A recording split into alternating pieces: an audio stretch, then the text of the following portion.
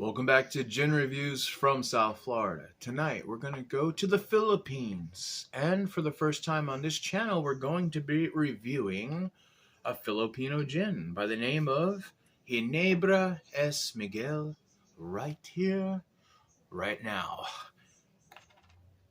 Let's do it. GinJoe! Yes, darling. I'm right here. Now's not the time to talk. Ginebra Miguel, Ginebra S. Miguel. Coming in at 40%. Base spirit is sugar cane, and the botanical I do know that's in it is a juniper. It's one of those. Ginebra San Miguel Incorporated is the producer of the world's #1 selling gin. Ginebra San Miguel and various distilled spirits, a heritage of excellence spanning more than 180 years. The company continuously expands its product portfolio from gin to include brandy, rum, vodka, Chinese wine, and gin variants that people trust and enjoy around the world.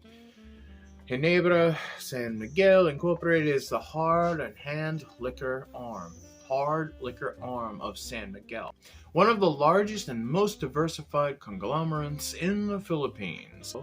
Fernando Armosolo, the Philippines' first national artist, created the iconic painting of Saint Michael the Archangel, which is the official logo of Ginebra San Miguel.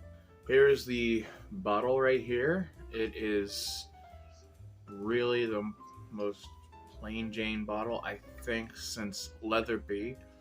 And of course, Leatherby does that for a reason. They're a no-nonsense company, but this is just kind of strange, alright, to say the least. There's the Archangel Michael there defeating Satan or a demon or something like that, where there's hell down here and looks like heaven and the clouds behind him. I don't know. I don't know what that has to do with the gin, but it's there. Let's open this tall bastard up and see what the Philippines think gin is.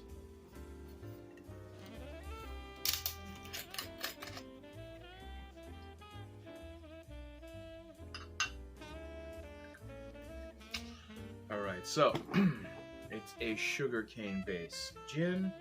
We have definitely reviewed a lot of sugarcane based gins on the channel. Mostly I find them to be harsh, bitter, astringent even. I mean, I can see if you're going to put this into a cask and make rum out of it, then there's something else there that happens with the wood bleaching and everything. But this sugarcane base for a gin, I never really understood it that well. The ones that I have tried and reviewed have never been winners on the channel here. I mean, I don't have high hopes for this either, so I'm going to be honest going into this thing. It has recognizable juniper on the nose, but it's harsh. There's a little bit of spice, pepper, coriander, I'm guessing, is in there. But then there's also like acetone and salt. Low notes with a little spiciness. It's like sweet straw. Juniper is there, it's recognizable. Let's see how it goes down. Salute.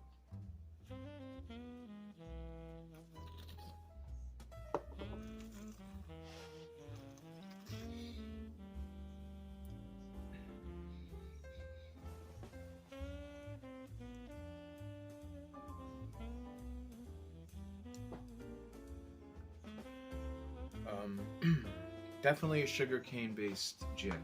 It's harsh. There is it's pine forward, I gotta give them that, but the taste of an astringent like witch hazel is what I'm tasting right now, and that can never be good for a gin. It falls flat, it's harsh. It's not pinnacle bad, but it is so very close to the worst gin I've ever had. Number 1 around the world, huh? Made from the sugarcane alcohol and select imported essences obtainable. What? Product of the Philippines, yes. Since 1834. Well, now, what other gin reviewers out there might miss or might not even touch on is that the Philippines is the number 1 consumer of gin around the world. There's good and bad to that. The Philippines' national take home after taxes is very, very, very low and small and not that great. This gin goes for $15 a bottle here, $15 to $18 a bottle here, but over in the Philippines it's about $5.20 a bottle.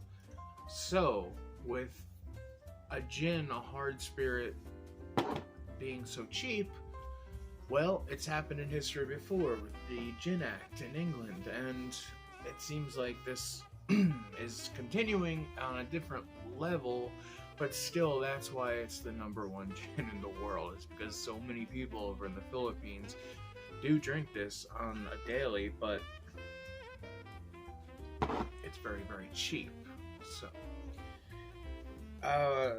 for someone like me who loves gin and loves everything gin, this is nice, so I can actually, do a review like this, be kind of honest and open about what's going on here, and at the same time, it brings another note to the gin game into my life, which I love, and hopefully I could save you guys the money out there, even though it's not that much. I wouldn't even buy it just for a novelty.